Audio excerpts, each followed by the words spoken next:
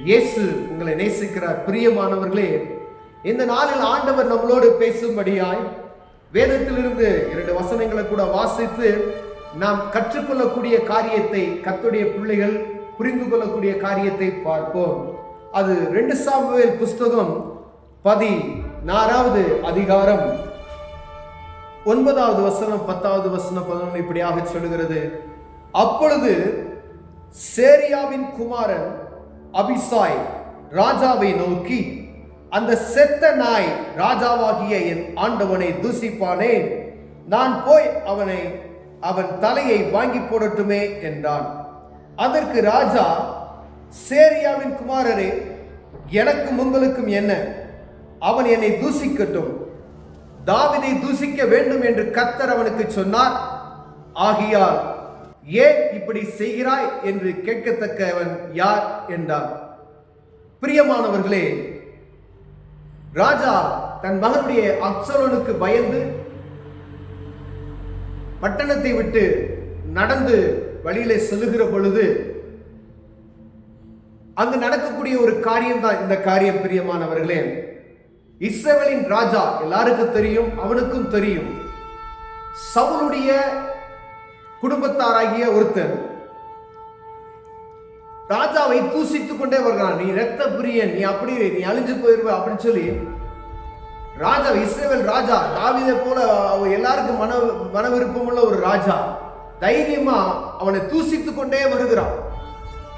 வலது பக்கம் இடது பக்கம் வீரர்கள் போகிறார்கள், பராக்கிரமசாலைகள் கூட போறாங்க. பின்பக்கம் இஸ்ரவேல் ஜனங்க அநேக பேர் அவரோட கூட போய்கொண்டு இருக்கிறார்கள். தைரியமாய் ஒரு மனிதன் சவுலினுடைய வீட்டுக்குள்ள இருக்கக்கூடியவன் அவரை தூசித்து வருகிறதை இங்கே கேட்கப்படுகிறது. பிரியமானவர்களே, ராஜா சொன்னா போதும். அப்பதான் கேட்கிறாரு, அபிஷாய் கேட்கிறாரு, ராஜாவே, இந்த செத்த நாய் உங்களை தூசித்துட்டே வர, ஒரே வெட்டி போடட்டுமா அப்படின்னு சொல்லி கேட்கிறாரு. ஆனா ராஜா சொல்றாரு, உனக்கு எனக்கு என்ன, அவன் என்னைய தூசிக்கிறான். அவர் நினைச்சா அவனை காலி பண்ண தாவீது ராஜாவுக்கு போற இடங்களெல்லாம் என்ன சங்காரம் பண்ணிடுகிற வேலை தான். இப்ப கோபத்தோடு ஒரு பயத்தோடு அவர் கடந்து செல்கிறார். வீட்டை விட்டு வெளியே தேசத்து தன் மகன் தன்னை துரத்துகிறான் என்று சொல்லி போய்கொண்டு இருக்கிற வேலையில் அது நடக்கிறது.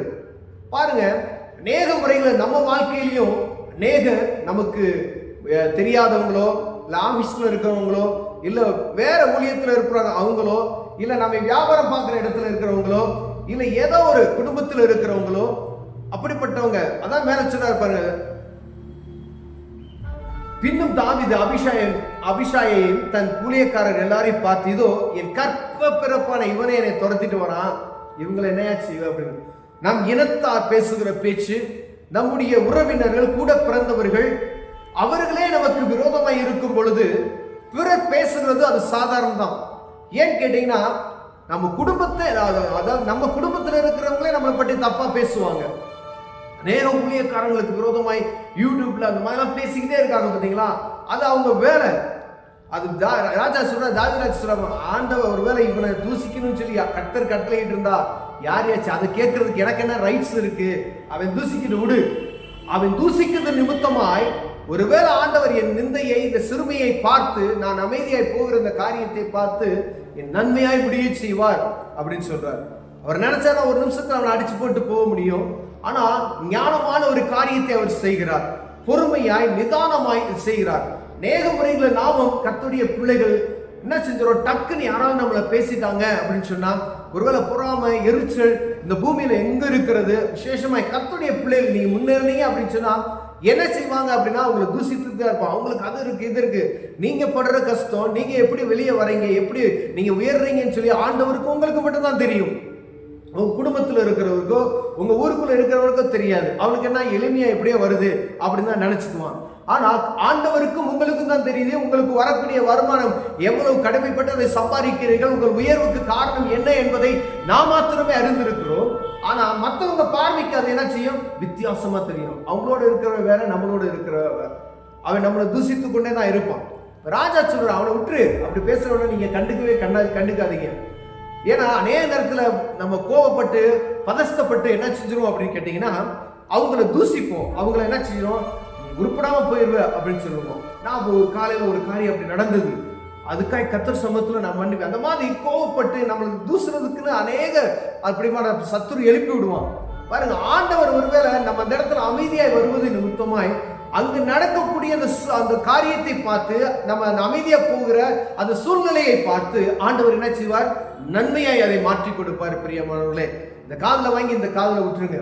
நம்மளை பேசுறது தூசிக்கிறவன் தூசிக்கிறீங்க. ஜெபம் பண்ணிட்டு, ஆண்டவரே ஸ்தோத்திரம், ஆண்டவரே இதை அவனை தூசிக்க வைத்திருக்கிறீங்களா? இது கர்த்தர் எதுக்கும் என்னை செய்ய வைத்திருக்கீங்க பாருங்க. அவர் கேட்கிறாரு, தூசிக்க வேண்டும் என்று கர்த்தர் அவனுக்கு சொன்னார், ஆகையால் ஏன் இப்படி செய்கிறாய் என்று கேட்கத்தக்கவன் யார் என்று சொல்லுகிறார். பிரியமானவர்களே, இஸ்ரவேலுடைய ராஜா நம்ம சாதாரண ஒரு மனுஷன்.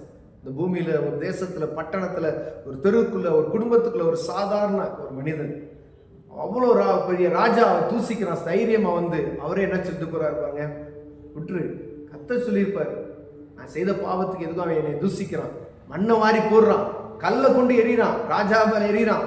அதை பார்த்து என்ன வசனத்தை இங்க வாசித்தீங்க அப்படின்னு சொன்னா, யுத்த வீரர்கள் போறாங்க, பராக்கிரமசாலிகள் போறாங்க, அவங்க மேலெல்லாம் கல்ல போடுறான். இன்னும் பேசாதீங்க வாங்க, அவன் பாட்டு நடந்து போயிட்டே இருக்கிறான், வந்துகிட்டே இருக்கான், கத்திக்கிட்டே வரான், அவன் பாட்டு புலம்பிட்டு வரட்டும் வா அப்படின்னு சொல்லிட்டு போயிட்டே இருக்காங்க. அப்படி பார்த்து அநேக பேர் உங்களை தூசித்து கொண்டு இருக்கலாம், பேசிக்கொண்டு இருக்கலாம், ஏசி கொண்டு இருக்கலாம், உங்களை அடிக்க வரும்போது பக்கத்துல கல்லை கொண்டு கூட எரியலாம். கர்த்தர் உங்களை அமைதியா இருக்க சொல்றாரு. அமைதியா இருக்கு. ஏதோ ஒரு நன்மையான காரியத்தை இப்படியே பண்ணுவார். தாவீது அப்படியே அமைதியா போறாரு. ஒரு சிறிய காரியத்தில் நீங்க அமைதியா போகும் பொழுது ஆண்டவர் பெரிய ஒரு ஆசீர்வாதத்தை அங்க வைப்பார். அந்த ஆசீர்வாதத்தை நீங்கள் சுதந்திரித்துக் கொள்ள விடாதபடிக்கு இப்படிப்பட்ட சின்ன சின்ன காரியங்கள் தொடர்ந்து உங்களை நெருக்கிக் கொண்டே வரும். இதை நீங்க பார்க்காதீங்க. தேவ சமூகத்துல மாத்த நீங்க தேவ சமூகத்துல மாத்த அவரை நோக்கி, ஆண்டவரே எனக்கு கிருபை பாராட்டுங்க, இவர்களை நான் தூசித்து விடாதபடிக்கு, இவர்களுக்கு நான் எந்த ஒரு தவறும் இழைத்து விடாதபடி என்னை காத்துக்கொள்ளுங்கன்னு சொல்லி நீங்க ஜெபம் செய்வீர்களானால் ஆண்டவர் பின்னாடி இருக்கக்கூடிய ஆசீர்வாதம், அதுக்கப்புறம் நடக்கக்கூடிய இதெல்லாம் நமக்கு தெரியுது. அதிகாரத்தை நீங்க வாசித்தீங்க அப்படின்னு சொன்னா அதுக்கு பின்பதாக இருக்கிற எல்லா காரியங்கள் எல்லாம் என்ன செய்யும் நமக்கு தெரியும். அப்சலோமை கொண்டு போடுறாங்க, திருப்பி என்ன செய்யறா ராஜாவா மாறுறது எல்லாம் தெரியும். ஆனாலும் நான் ஆண்டவர் இந்த நாள்ல நம்மளோடு பேசுகிற காரியம் பின்னாடி ஒரு பெரிய ஆசீர்வாதம் இருக்கிறது. அந்த ஆசீர்வாதத்துக்கு முன்பதாய் இப்படிப்பட்டமான வெளியிலிருந்து, குடும்பத்திலிருந்து உங்களை தூசிக்கிறதுக்கு ஆட்கள் இருப்பாயிருக்கிறார். நீங்க அமைதியா இருங்க. அவங்க மறுமொழி ஒன்றும் சொல்லாதபடி தாவீது ராஜா நடந்து போன பாட்டு போங்க. கூட இருக்கிறவங்க நம்மளை பிரஷர் பண்ணுவாங்க, நடிச்சிடலாம், போட்டுடலாமா அப்படின்லாம் பேசுவாங்க. ஒருவேளை நம்மளை கோவப்படுத்துறதுக்கு அவனை இப்படி என்ன அவன் எப்ப பார்த்தாலும் இப்படியே பேசிட்டு இருக்கானே, அவன் ஏதாவது செய்யணுமே அப்படின்னு சொல்லி நான் போய் கேட்டு வரணும். உங்க வீட்டுல மனைவி கேட்கலாம், போய் 2 வார்த்தை நான் கேட்டு வந்துடுறேங்க அப்படின்னு கூட சொல்லலாம். ஆண்டவர் தேவ சமூகத்தில் ஜெபம் செய்து அப்படியே விட்டு விடுங்க. அவங்க தூசிக்கிறவங்க தூசிச்சுக்கிட்டே இருக்கட்டும். அதுதான் அவங்களுடைய வேலையை. உங்க உயர்வை பார்த்து சத்துருக்கள் எப்பயும் போராடி கொண்டே தான் இருப்பாங்க. நீங்க செய்ய வேண்டியது தேவ சமூகத்தில் எல்லா எரிச்சலின் ஆவிகள், வன்கண் ஆவிகள், பொறாமையின் ஆவிகள் எல்லாம் நிர்மூலமாக நீங்க தேவ சமூகத்தில் ஜெபம் பண்ணுங்க. ஆண்டவர் அதை பார்த்துக் கொள்வார். அந்த இடத்துல ஆண்டவர் அந்த ராஜராஜ சொல்லும் போது, ஒருவேளை கர்த்தர் என் சிறுமியை பார்த்து இந்த நாளில் அவன் நிந்தித்த நிந்தற்கு பதிலாக எனக்கு நன்மையை சரி கட்டுவார் என்றார். அப்ப அந்த நிந்தைய, அந்த சிறுமியை பார்த்து ஆண்டவர் என்ன செய்வார்? ஒரு அற்புதம் செய்ய வல்லமையுள்ளவராக இருக்கிறார். பிரியமானவர்களே, எந்த ஒரு காரியத்தில் நீங்க கோவப்பற்றாதீங்க. ஆண்டவர் உங்களோடு பேசுகிறார். எந்த ஒரு காரியத்தில் யார் உங்களுக்கு விரோதமாய் பேசினாங்கன்னா அமைதியா போங்க. நீங்க தேவ சமூகத்தில் ஜெபம் பண்ணுங்க, அற்புதம் நடக்கும். கண்களை மூடவும் ஜெபம் செய்வோம். அன்பின் தகப்பனே, அருமையான நாளில் எங்களோடு பேசின இந்த வார்த்தைக்காய் ஸ்தோத்திரையா. எங்களை சுத்தி இருக்கிறவர்களை தூசிக்கிறதும், எங்களை புறம் கூறுகிறது, இதே தொடர்ந்து இருக்கிறது ஆண்டவரே. ஆனாலும் கர்த்தர் சொன்ன வார்த்தைக்காய் ஸ்தோத்திரம். தாவீது ராஜா ஆண்டவரே, இந்த தேசத்துல உயர்ந்த மனிதனா இருந்தாலும் ஒரு மனிதன், தனிப்பட்ட ஒரு மனிதன் தூசித்துக் கொண்டு வருகிறான், அமைதியை கடந்து செல்வதற்கு எப்படி ஒரு இருதயத்தை தந்துடும், அதே போல ஆண்டவரே ஒரு நல்ல இருதயத்தை எங்களுக்கு தாங்க. அவர்களை மீண்டுமாய் நாங்கள் தூசிக்காதபடிக்கு, அவங்களை மீண்டுமாய் நாங்கள் காயப்படுத்தி விடாதபடிக்கு கர்த்தர் எங்களுக்கு நல்ல அமைதலான இருதயத்தை தாங்க. இயேசுவின் நாமத்தில் பிதாவே, ஆமென்.